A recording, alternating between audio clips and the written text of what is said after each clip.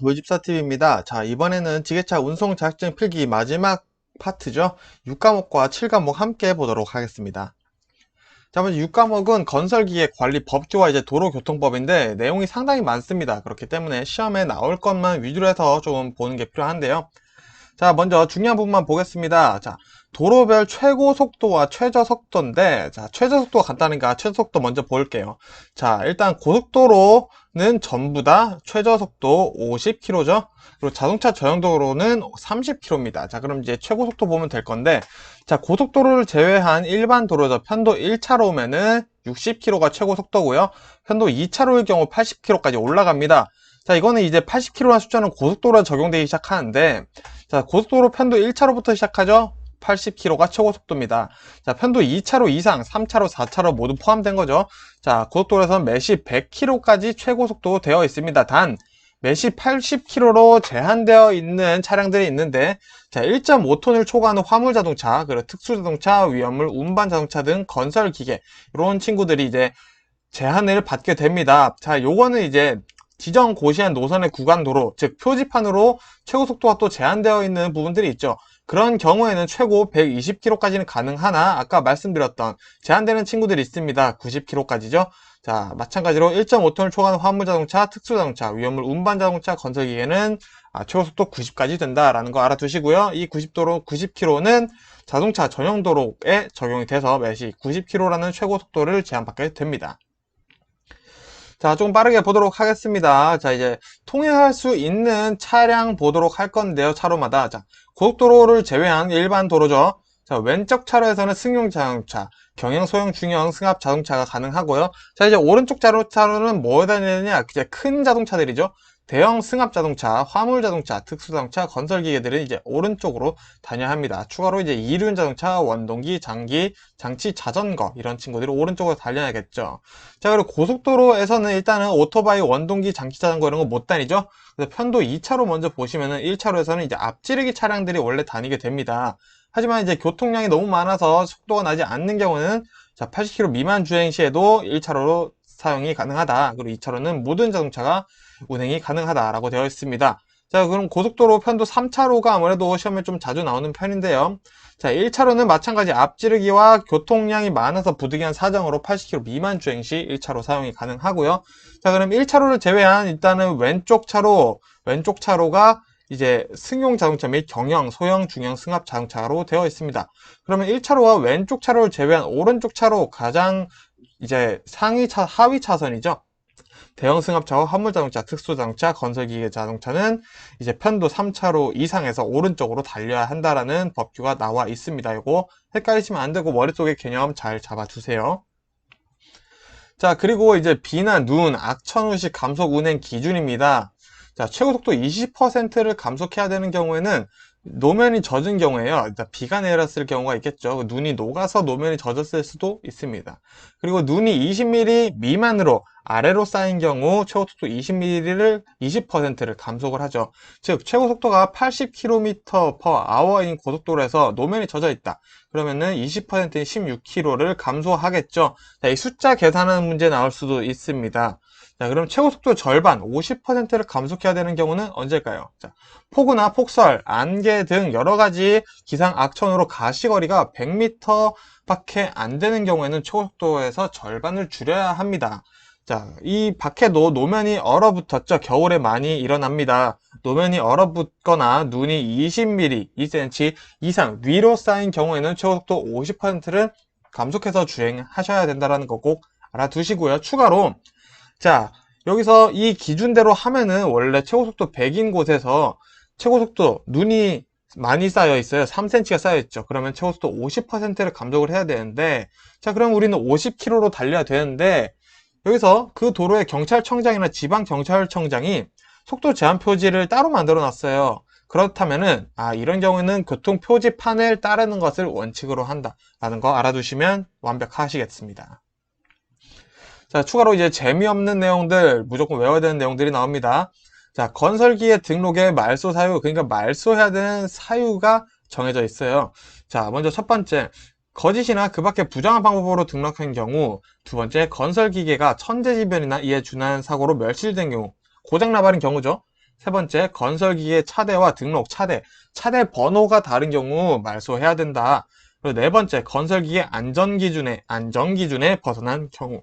그리고 다섯 번째, 최고를 받고 지정된 기간까지 정기검사를 받지 않은 경우, 즉 정기검사를 어느 정도까지 최후로 통첩을 받았는데도 검사를 받지 않은 경우에는 말소를 해야 된다라는 내용이 있고요. 여섯 번째, 수출하는 경우, 도난당한 경우, 폐기한 경우, 연구 목적인 경우에는 말소를 해야 한다라는 기준이 정해져 있습니다. 여기서 6번 유심히 외워두시고요. 나머지 5개 물론 굉장히 중요합니다. 꼭 외워두시고요. 자, 그럼 이 말소를 언제까지 신청을 해야 되냐 한번 보도록 하겠습니다. 자, 천재기변이나 이에 준한 사고로 차량이 건설기계 고장나 버렸어요. 그럴 때는 한 달, 정확히는 30일 이내로 신고를 해야 되고요. 자, 건설기계를 폐기를 했거나 이제 교육 연구 목적으로 이제 이 건설기계를 쓰기로 했어요. 그러면은 30일 이내로 마찬가지로 해야 된다. 자, 구조적 제작 결함 등으로 건설기계 반품, 자, 안정성이 제대로 지켜지지 않았던 거죠. 이 마찬가지로 30일 이내에 등록 말소를 해야 되고요. 네 번째가 다릅니다. 건설기계를 도난당했어요. 참 슬픈 상황이죠. 이럴 때는 2개월 이내라고 되어 있습니다. 즉, 그래서 1, 2, 3번은 다 똑같은데 2개월 이내인 기준이 도난 경우밖에 없다. 그러면은 4번을 열심히 외우면은 1, 2, 3번은 나머지는 30일로 해서 외우면 따라올 수 있겠죠. 자, 그러면은 면허 효력 정지까지 한번 보도록 하겠습니다. 자, 여기서 중요한 거 1번 보시면은 고의 또는 과실이에요. 고의 또는 과실로 가스 공급 시설에 장애를 입혔을 경우에는 180일 6개월이죠. 자, 6개월간 효력 정지이고요. 자, 음주운전은 2달입니다. 사망 1명당 45일이에요. 중상 1명당 15일이고요. 경상 1명당 5일입니다. 그리고 재산금액 50만원, 300만원이 나왔다. 그러면은 6일이 되는 거겠죠. 즉, 재산금액 피해 50만원마다 1일이 면허 효력 정지 기간으로 정해져 있다. 자, 6번 같은 경우 계산하는 문제로 나올 수도 있겠죠. 자, 그리고 2년 이하의 징역 또는 2천만 원 이하의 벌금 어떤 것들이 나오는지 볼게요. 자, 2년 이하의 징역이고 벌금이 2천만 원까지 나올 수 있는 거라고 하면 아무래도 좀 큰 문제겠죠. 자, 그럼 큰 문제는 어떤 것들인지 볼게요. 일단 등록이 안 된 것을 사용하거나 운행했거나 등록이 말소됐는데 건설기를 사용하거나 운행했어요. 자, 어떻게 보면 1번, 2번 같은 말이죠. 자, 그리고 세 번째, 시도지사의 지정을 안 받고 번호판을 제작하거나 새긴 자, 즉 번호판을 임의로 제작을 한 거죠. 네 번째, 제작 결함의 시정명령을 이행하지 않은 자. 자, 너 이거 고장났어요. 고쳐야 돼 했는데 고치지 않고 타다 걸리면은 2년 이하의 징역, 2천만 원 이하의 벌금이 나올 수 있다라는 거고요. 자, 등록을 안 하고 건설기계 사업을 하거나 거짓으로 등록한 자. 자, 요것도 사업 문제에서도 2천만 원 이하의 벌금, 2년 이하의 징역 나올 수 있다라는 거고요. 자, 등록이 취소 정지가 됐어요. 근데 건설기계 사업을 한다. 마찬가지 2년 이하의 징역, 2천만 원 이하 벌금 나올 수 있고요. 자, 건설기계의 주요 부분을 변경 또는 개조한 자 마찬가지입니다. 자, 그래서 4번과 7번 같은 경우에는 건설기계의 안정성을 침해를 했다라고 볼 수 있겠죠. 그리고 건설기계 사업 하는 사람들 등록을 안 하거나 거짓으로 몰래 하거나 취소됐는데 건설기계 사업하거나 해서 5번, 6번 묶어서 외워볼 수 있겠고요. 나머지 1번, 2번 묶어서 볼 수 있겠죠. 3번 번호판 임의 제작 이렇게 묶어서 외워보시면은 결국 외워야 할 단어 자체, 개념 자체는 몇 가지 없다. 이렇게 해서 이렇게 좀 효율적으로 외우시는 게 중요합니다. 좀 말이 빠르다 싶으시면은 천천히 일시정지했다가 다시 보시면 좋을 것 같습니다. 자, 그러면 1년 이하의 징역 1천만 원 이하의 벌금 보도록 하겠습니다. 시험 문제 나오는 빈도수가 가장 높은 파트예요. 그래서 조금 더 구체적으로 외워주시면 좋은데, 자, 1번 매매용 건설기계를 운행하거나 사용한 자. 자, 2번 폐기 인수 사실을 증명서류 발급을 거부하거나 거짓으로 발급. 그리고 폐기 요청을 받은 건설기계나 번호판을 폐기하지 않은 자. 자, 이런 건 굉장히 어떻게 보면은 3번 같은 경우에는 이게 대포 차량으로 사용될 가능성이 있기 때문에 그런 거고요. 네 번째, 건설기계 조종사 면허를 받지 않고 건설기계를 조종한 자. 자, 면허 없이 조종했다는 거죠. 자, 그리고 다섯 번째 같은 맥락입니다. 건설기계 조종사 면허를 거짓이나 부정하게 취득한 자 1천만 원 이하의 벌금, 1년 이하의 징역이 나올 수 있습니다. 자, 여섯 번째, 소형 건설기계 조정, 교육과정 이수 증빙서를 거짓 발급. 자, 이것도 어떻게 보면은 면허를 부정하게 취득하게 되는 첫 번째 단계겠죠. 그러면은 1년 이하의 징역, 1천만 원 이하의 벌금이 나올 수 있다라는 이 6가지 기준 머릿속에 담아두시는 게 시험 보실 때 유리하실 겁니다. 자, 내용이 굉장히 많습니다. 자, 좀 중요한 것만 여기서부터는 보도록 하겠습니다.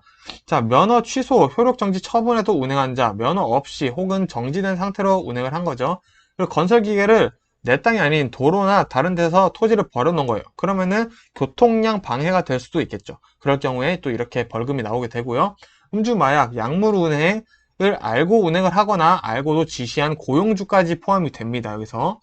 그리고 10번째, 건설기계를 거짓이나 부정한 방법으로 등록한 자. 이것도 아까 전에 나왔던 내용 비슷하죠? 등록번호를 지워서 없애거나 그 식별을 곤란하게 한 자. 그리고 12번째, 구조 변경 검사, 수식 검사, 여러 가지 검사를 받지 않거나 정비명령을 이행하지 않은 자. 자, 요거 2년 이하의 징역, 2천만 원 이하의 벌금에서도 비슷한 내용이 나옵니다. 그렇기 때문에 헷갈리지 않으시게 구체적으로 외우시는 게 중요합니다. 자, 그럼 100만원 이하의 과태료 볼게요. 자, 100만원부터는 아무래도 조금 경범죄, 굳이 범죄라고 표현한다면 경범죄에 해당할 건데요. 자, 먼저 등록 번호표에 대한 얘기들이 두 번이 나와요.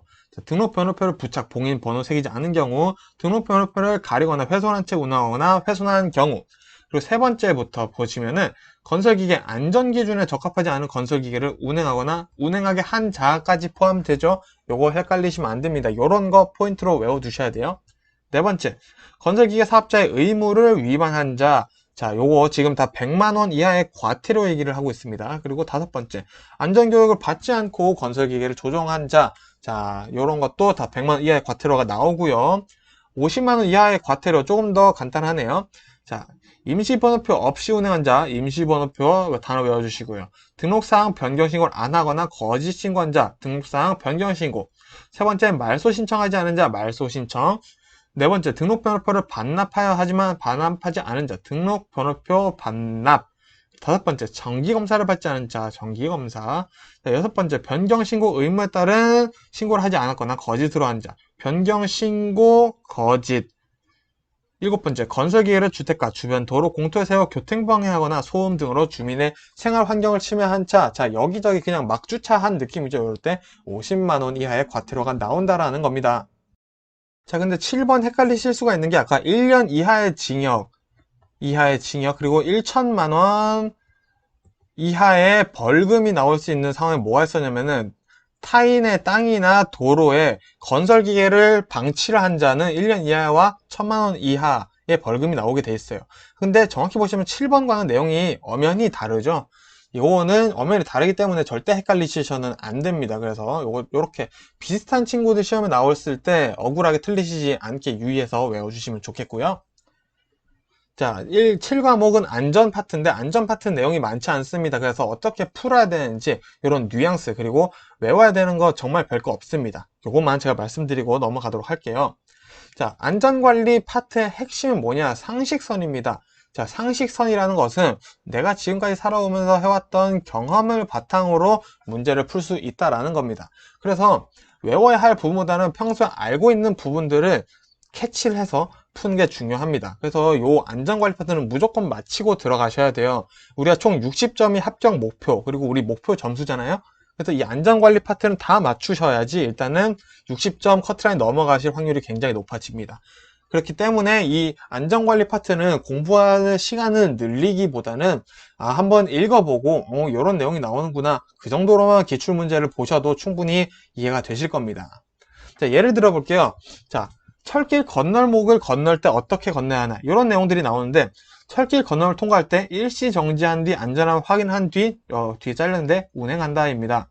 자, 당연하죠. 철길 건너목이 있네, 빨리 지나가야지, 이렇게 생각하시는 분도 뭐 간혹 있으실 수는 있겠지만, FM대로 정석적으로 생각해보면은 일단 철길을 건너기 전에 일시 정지하고 확인을 해보고 건너시는 게 맞다라는 내용을 동의하시죠. 두 번째, 커브나 경사로 빗길 표면이 고르지 못한 곳에서는 과속하면 안 되죠. 서행하죠. 자, 이런 것처럼 당연한 얘기들이 나오고 있어요. 세 번째, 경사면에서 운행할 때는 화물을 경사면 위쪽으로 향하게 한다. 자, 요게 무슨 말이냐? 우리 지금 지게차 공부하고 있죠. 이렇게 내려오는데 지게차가 포크가 앞에 있는데 여기다 물건 싣고 내려오면은 물건이 앞으로 쏟아져 버릴 수 있겠죠. 그래서 경사가 높은 곳에서는 지게차가 물건을 싣고 후진으로 내려옵니다. 이제 그 얘기를 하고 있는 거죠. 그래서 3번 같은 경우는 조금 애매할 수 있겠다. 이런 거는 우리가 체크해서 외워주자라는 거죠. 네 번째, 적색 등화. 신호등이 적색 등화가 전멸하고 있어요. 깜빡, 깜빡. 이런 경우에는 차만은 일시 정지한 뒤 운행해야 합니다. 황색 점화, 황색 등화 전멸 시에는 조심히 서행하면서 건너면 되는데 적색 등화일 때는 일시 정지를 해야 된다. 이런 내용들은 뭐 모르실 수 있으시니까 제가 지금 말씀드리고 있는 거고요. 그리고 다섯 번째 보시면 교통사고 시 2차 사고를 예방하는 것을 최우선으로 해야 됩니다. 자, 내가 사고가 났어요. 그러면 신고부터 한 게 아니라 일단은 길 어깨 혹은 갓길로 내가 차를 댄 뒤에서 나를 누군가 추돌하지 않게 안전 표지판도 세우고 난 다음에 신고를 하는 게 맞다라는 거죠. 자, 이런 정석적인 것들 지금 알아두시면은 문제를 푸실 거고요. 자, 그리고 여섯 번째, 뭐 예를 들어서 차체 유압 문제가 생겼어요. 그러면은 어떻게 해야 될까요? 일단 차량을 멈춰야겠죠. 근데 거기서 추가되는 게 안전하게 정지한다. 즉 안전관리에서는 최우선 하는 게 안전이다. 뭐든 안전을 최고로 하는 내용들이 나온다. 그러면은 맞는 말이다 라고 생각을 해주시면 되겠습니다. 그 뉘앙스를 가지고 실과목을 접근을 하셔야 돼요. 자, 그러면 본격적으로 외워야 될 거 한 개만 볼게요. 자, 하일리 사고 5단계 요소라고 있습니다. 자, 안전관리 조직, 사실의 발견, 분석평가, 시정책의 선정, 시정책의 적용. 자, 안전관리 어떻게 할지 조직을 하고, 이런 문제들이 있네. 사실을 발견하고요. 그 다음에 그것들을 가지고 분석을 하겠죠. 그 분석된 내용을 가지고 이제 정책을 어떻게 할지 고민을 하고, 정해진 정책을 적용을 하는 거겠죠. 그래서 요 5가지 단계가 하일리 사고 5단계라고 합니다. 요거 시험 문제에 뭐 간혹 하일리 사고 5단계가 아닌 것은 해서 고르는 문제가 나오고 있으니까 요거 정도는 일단 외워주시고요. 간단하게 제 용도만 한번 보도록 할게요.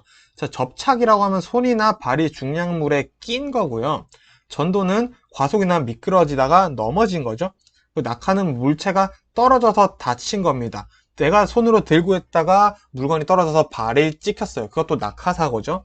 그리고 비례라는 게 있어요. 날아오거나 떨어지는 물건 등이 주체가 돼서 사람에 부딪힌다. 즉 물건이 날아와서 사람을 쳤어요. 그럼 비례사고다. 이렇게 표현을 합니다. 그래서 모르는 단어가 나왔을 때 보통 우리가 당황을 할 수 있으니 헷갈리지 마시라고 제가 넣어두었습니다. 자, 이렇게 해서 안전관리는 깔끔하게 마무리를 짓도록 하겠고요. 조금 더 안전관리 파트 공부하고 싶으시다. 제가 올려놨던 기출문제 보시면은 이런 식으로 나오는구나 라고 충분히 아실 수가 있을 겁니다. 자, 이렇게 해서 마지막 과목 6과목 7과목 묶어서 마무리해 봤고요. 이제 제가 총 정리를 해서 한 번 더 이제 정말 이것들도 정말 핵심 요약이라 사실 다 알고 시험을 보셔야겠지만 난 정말 시간이 없다 하시는 분들 위해서 총정리 영상으로 또 마지막으로 인사드리도록 하겠습니다. 고생 많으셨습니다.